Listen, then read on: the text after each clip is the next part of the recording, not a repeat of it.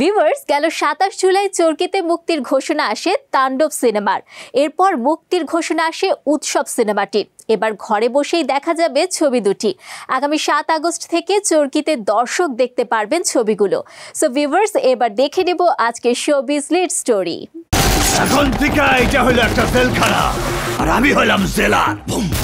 গেল ঈদ উল আজহায় মুক্তি পায় তাণ্ডব। সবাই শাকিব খান এবং রায়হান রাফি পরিচালিত তাণ্ডব সিনেমার প্রশংসা করেছেন।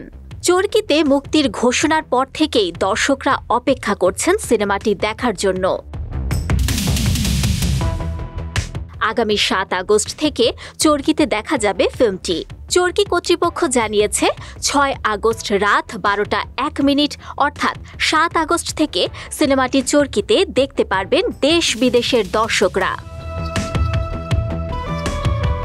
এখানেই শেষ নয়, আছে আরও চমক।